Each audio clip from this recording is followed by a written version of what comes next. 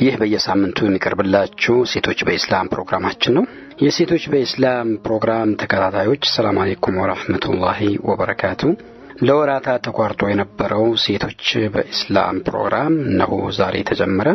እንደሚታወቀው በጋብቻ ህይወት ችግሮች ይከሰታሉ። እነዚህ ችግሮች በውይይት በመግባባት ካልተፈቱ የተገነባው የትዳር ህይወት መፍረሱ አይቀርምና የባል ወይም የሚስት ስሞታ ችግሮቻቸውን ወደናንተ በመናስተላልፍበት ወቅት በትዳር ህይወት ውስጥ የገቡት ወይ ደግሞ ትዳርን እየመሩ ያሉት እህት ወንድሞች ትምህርት በመውሰድ ያለባቸውን ችግር ለመፍታት ይችላሉና እንደዚሁም ያላገቡት ወደፊት በትዳር ህይወታቸው የተሻለ ዝግጅት እንዲያደርጉ ይረዳቸዋል።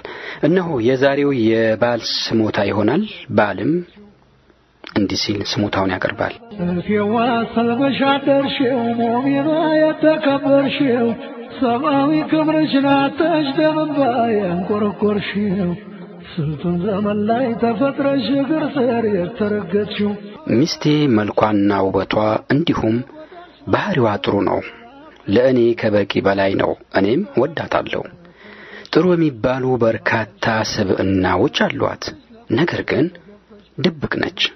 በቃ ለእኔ ግልጽ ሚስት አይደለችም እና በውስጧ የሆነ ነገር እንዳለ ሁሌም ይሰማኛል። አንዳንዴ ሳትፈልግ የምትኖር ይመስለኛል። እንደማትወደኝም ይሰማኛል።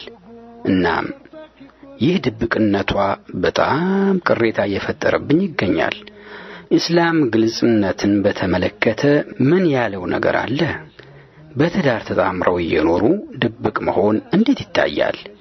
በእኔ በኩል ውስጤን ሳዳምጠው በጣም ከባድ ነው እላለሁ።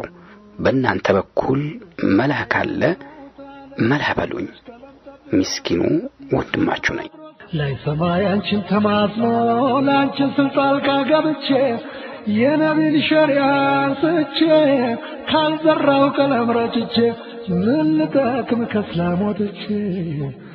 መልስ ትዳር በተጋቢዎች መካከል የሚኖር እምነት የሚታይበት ተቋም ነው።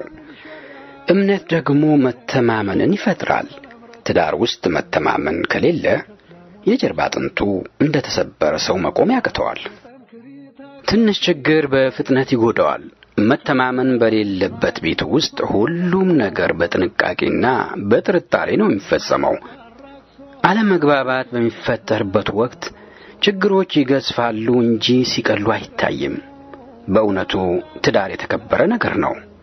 ሴትና ወንድ ወደ ትዳር ዓለም ሲዘልቁ የተለያየ ምክንያት ቢኖራቸውም ዋና ከሚባሉ ምክንያቶች አንዱና ዋነኛው ከብቸኝነት መላቀቅ ነው። እነኚህ ሁለት አካሎች በመንፈስና በስሜት እንዲሁም በአስተሳሰብ አንድነትን በመላበስ ከአላህ ሱብሓነሁ ወተዓላ የተቸራቸውን ጸጋ ለመቋደስ ብለው የሚገቡበት ህይወት ነው።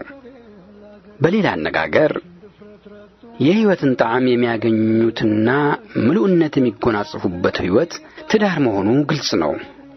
ግልጽነት በትዳር ህይወት ውስጥ በእርግጥም ያስፈልጋል። ግልጽነት በሁለቱ ተጋቢዎች መካከል መተማመንን ይፈጥራል። ለፍቅራቸው መጠናከር የጎላ አስተዋጽኦ ያበረክታል። የተጋቢዎች ልቦና ከጥርጣሬ የጸዳ እንዲሆን ያደርጋል።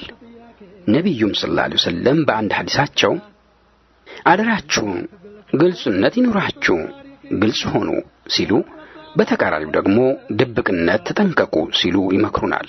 በሌላ በኩልም ደግሞ ነገሮቻችሁን በድብቅ አከናውኑ፣ ሁሉን ነገር አትዘርግፉ፣ ከሚፈለገው በላይ ግልጽ አትሆኑ በማለት ይመክራሉ። ኢስላም የሰውን ልጅ አጠቃላይ ህይወትን የሚዳስስ ህግና ሥርዓት ያለው እምነት ነው። ግልጽነትን አስመልክቶ አግባብነት ባለው መልኩ እንድንጠቀምበት ሲመክሩን ይታያል። ፍጹም በጣም ድብቅ መሆንን ሲያወግዝ፣ በተቃራኒው ደግሞ በጣም ግልጽና ምንም የተደበቀ ህይወት አለመኖርንም ኮንነዋል። ስለዚህ መካከለኛ አቋምን ማስተናገድ ተመራጭ ነው። ይህን አስገራሚ የረሱል ሰለላሁ ዐለይሂ ወሰለም መመሪያ ይዘን ወደ ትዳራችን እንመለስ። ለሁለት ተጋቢዎች በተለይ ፍቅርና ውዴታ ባላቸው ባልና ሚስት መካከል ይህን ያህል ድብቅ መሆን ተገቢ አይደለም። ድብቅ ነች፣ ድብቅ ነው እስኪባል ድረስ መድረስ አግባብነት የለውም። ተጋቢዎች ወደዚህ ደረጃ ላይ ሲደርሱ ቅሬታዎች፣ ጥርጣሬዎች አንዱ ሌላውን መከታተልና ለመቆጣጠር መሞከርን ያስከትላል። በዚህ አጋጣሚ ደግሞ ትንሽ ጥርጣሬ የሚካብስ ነገር ሲከሰት ነገራቶች መልካቸውን በመቀየር ለጥልና ለጸብ እንደ መንስኤ ይሆናሉ። በተቃራኒው ደግሞ ገደብ የለሽ ግልጽነት ለትዳር ሆነ ለቀሪ ማህበራዊ ህይወታቸውን ትልቅ ችግር ሊፈጥር ይችላል። አንዳንዴ ልክ የሌለው ግልጽነት የትዳርንም ሆነ የማህበራዊ ግንኙነቶቻችንን ቁስል ማመርቀሻ እንጂ መፈወሻ አይሆንም። አንዳንዴ ድብቅ የመሆን ማንነታችን የኛነታችን መሰረት ይመስለኛል። የምንደብቀው ምንም ህይወት ከሌለን፣ ግልጽነታችን መጠን ከሌለው ወራሪያችን ብዙ ነው፣ ጠላት መጫወቻ ያደርገናል። ስለዚህ የእስላም መካከለኛ ወሰጥይ አቋም ተቀብሎ መጓዝ ለህይወት ምቹ ይመስለኛል። ግልጽነትም ሆነ ድብቅነት በልኩ እንዲሆን ትመከራላችሁ። ሆታሽንም ሳትለኪ ከመስገጃሽ ጋር ዝለኪ በደሽም ብቻ ታስታውሺ ቻል አርጊው ነጋ አታልቅሺ ፊትሽን ወደ አላህ ዙሪና በሰላትሽ ላይ ታገሺ። ስለ ግልጽነት በጥቂቱም ቢሆን ለማውራት ሞክረናል። በመሰረቱ ግልጽነት ስንል ምን ማለት ነው? ግልጽነትስ በምን ይታወቃል? ግልጽነት ማለት በውስጣችን የምናስበው የምንሰራውና የምንናገረው ሁሉ አንድ መሆን ሲችል ሲሆን ይህ ማለት ግልጽነት የሚታወቀው በንግግራችን ይሆናል። ሁሌም አንድ ሰው በውስጡ የሚሰማው ነገር በግልጽ አውጥቶ ከመናገሩ በፊት በግልጽ መናገሩ ተገቢ ነው ወይስ አይደለም? እኔ የምናገረው ለሚናገረው ሰው ይጠቅማል ወይስ አይጠቅመውም? ውጤቱስ ምን ሊሆን ይችላል? የሚሉትን ነጥቦች ማጤን ይኖርበታል። በነገራችን ላይ ነገርን በውስጥ አፍኖ መቀመጥ አእምሮን ሊረብሽ የሚችል ከባድ ጉዳት አለው። አንዳንድ ጥናቶች ከአእምሮአችን ብቻ ሳይሆን ለተለያዩ ውስጣዊ በሽታዎችን እንደ ጨጓራና ራስ ምታት ለመሳሰሉት በሽታዎች እንደሚዳርግ ይጠቁማሉ። አንድ ሰው ግልጽ በመሆን የትዳር ህይወቱ እና ማህበራዊ ግንኙነቱ የሚጎዳ ከሆነ ግልጽነቱን በገደብ ሊያደርገው ግድ ይለዋል። አንዳንድ ግልጽነት አንዱን ሲጠቅም ሌላውን ሊጎዳ ይችላል። አንዳንዴ ግልጽ የሆንክለት ሰው ተረድቶ በሰላም ችግሮች ሲፈቱ፣ ሌላ ጊዜ ደግሞ የማይረዳህ ይገጥምህና ጭንቀትና ውጥረት ይፈጥራል። ለችግሩ መፍትሄ ሳይሆን ጥፋትን ሊያስከትል ይችላል። ስለዚህ ግልጽነትን በተመለከተ ለየግለሰቡ በመተው ሁሉም ሰው ቦታና ጊዜው ጠብቆ እንዲጠቀምበት ይመከራል።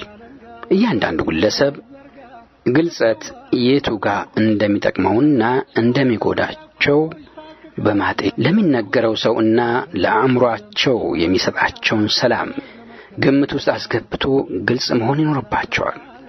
ይህ ግልጽነት በትዳር ህይወት ውስጥ ከላይ እንደገለጽነው ወሳኝ ነው። ጋብቻ ውስጥ ፍቅር አለ። በፍቅር ተጣምረው እንደ አንድ አካል የሆኑ ባልና ሚስት በመካከላቸው ያለው ፍቅርና እዝነት እንዲሁም መተማመን ሙሉ በሙሉ ግልጽነት ስለሚያስፈልገው መደባበቅ አይኖርባቸውም። ሁሌም እውነት እንዲያወሩና ግልጽ እንዲሆኑ ሲመከሩ፣ በመካከላቸው እንዲሸዋወዱ አንዱ ሌላውን እንዲዋሽ በፍጹም አይመከሩም። ምክንያቱም የውሸት መጨረሻው የከፋ ሊሆን ስለሚችል ጥንቃቄ ሊደረግበት ይገባል። ፍቅርና ግልጽነት የአንድ ሳንቲም ሁለት ገጽታዎች ናቸው። ፍቅርና እዝነት ካለ ግልጽነት ይኖራል። በእርግጥ ግልጽነቱ ሁሌም የበለጠ ጉዳት የሚያስከትል መሆኑ መታወቅ ይኖርበታል። አልፎ አልፎ በባልና በሚስት መካከል ፍቅር ሲጠፋ አንዱ በሌላው የእርካታ ምንጭ መሆን ሲያቅተው መደባበቅ ይጀመራል። ሁለቱም 180 ዲግሪ ተራርቀው በየግል ህይወታቸው ውስጥ መኖር ይጀምራሉ። ሁለቱም በውስጣቸው በርካታ ነገሮች ማጠራቀም ይጀምራሉ። ስለዚህ በትዳር ህይወት ውስጥ ድብቅነት ጎልቶ ሲወጣ በመካከላቸው ያለውን ፍቅርና መልካም ግንኙነት መለስ ብለው እንዲመለከቱት ይመከራሉ። ስለ ግልጽነት ስናነሳ ተያይዞ የሚነሳው ጉዳይ ነገሮች በግልጽ የሚነገረው ግለሰብ ምን አይነት ሁኔታ ሊያንጸባርቅ ይገባዋል የሚል ነው። ብዙ ጊዜ በግልጽ የሚነገሩ ነገሮች ላይስማሙን፣ የእኛን ስሜት የሚጎዱ ሊከብዱንና ላያዋጡልን ይችላሉ። ይህን የምናንጸባርቀው ባህሪ ተናጋሪው ዘንድ ትልቅ ዋጋ ይኖረዋል። ስለዚህም ጥሩ አድማጭና አስተዋይ እንዲሁም አርቆ ሐሳቢ መሆን ይጠበቅብናል። ምናልባት የምንሰማው ነገር ከስሜታችን ጋር የሚጋጭ በመሆን ብቻ ወደ ቁጣና መጥፎ እርምጃ የምንሸጋገር ከሆነ ለእርሱ የተነገሩት ነገር አቅሙን የሚመጥን እርሱም ለእንዲህ አይነት ኃላፊነት የማይበቁ በመሆን ዳግም ለእንዲህ አይነት ነገር አይታጩም። ባለቤቱም ከእርሱ ነገራቶችን መደበቅ እንድትጀምር በር ይከፍታሉ። ሁሌም ሰው የሆዱን አውጥቶ በግልጽ ሲነግረን በአርቆ አስተዋይነትና በሆደ ሰፊነት በማዳመጥ በተረጋጋ መንፈስ ሐሳቡን መሰንዘርና ሐሳቡን መጋራት ይጠበቅቦታል። ብዙ ጊዜ ግልጽ ሰዎች የሚረዳቸው በማጣት የስሜትና የሞራል ጉዳት ሲደርስባቸው ይታያል። በዚህም ሰበብ ግልጽነትን ከናካቴው እንዲርቁት ይሆናሉ። ስለዚህ ብልህ መሆን መልካም ነው። በባልና በሚስት መካከል እንዲህ ሊሆን ይገባል። ሚስቴ ለእኔ ድብቅ ነች ከማለት በፊት እርሱም እኔ ማን ነኝ ብለው ራሱን ይጠይቁ። በሳል፣ አስተዋይ፣ ሆደ ሰፊና የሰውን ችግር የሚረዱ መሆኑን ያረጋግጡ። ባለቤቶት በጣም የሚከብድ ነገር ብትነግሩት ለመሸከም እና እርሷን ተረድተው ጉዳዩን በአግባቡ ለማስኬድ ይሞክራሉ ወይስ ሌላ ስሜት ውስጥ ይገባሉ? ለምሳሌ እኔ አልወድህም፣ የግብረ ሥጋ ግንኙነት አትችልም፣ እኔ በአንተ ተደስቼ አላውቅም ብትልህ ምን ይሰማሃል?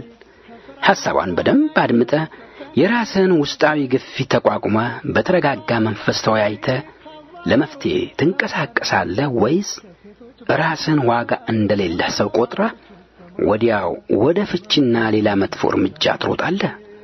ስለዚህ ድብቅ መሆን አያስፈልግም እንዳልነው ሁሉ ግልጽነትንም ስንፈቅድ አቅምህን አይተህ እንድትጓዝ በመምከር ጭምር ነው።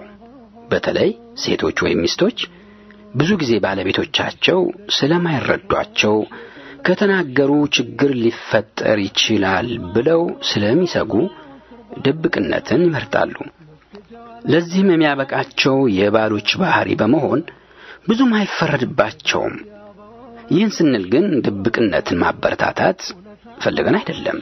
ሚስት ባለመናገሯ መብቷ ሳይከበር እርካታ ሳታገኝ በትዳሯ ሳትደሰት መኖሯ የበለጠ ጉዳት ስላለው አግባብ በሆነ መልኩ ስሜቷን፣ ፍላጎቷንና ችግሯን በግልጽ ማስቀመጥ ይኖርባታል። ድብቅነት ጉዳት እንዳለው ከላይ ጠቆም አድርገናል። ግልጽነት መጠኑን ጠብቆ መጠቀም ጠቃሚ ስለሆነ በትዳር ውስጥ ግልጽነት ለግንኙነት ማጠናከሪያ ስለሚያገለግል መተማመንንና መፋቀርን ስለሚጨምር ግልጽ ሆኑ እንላለን።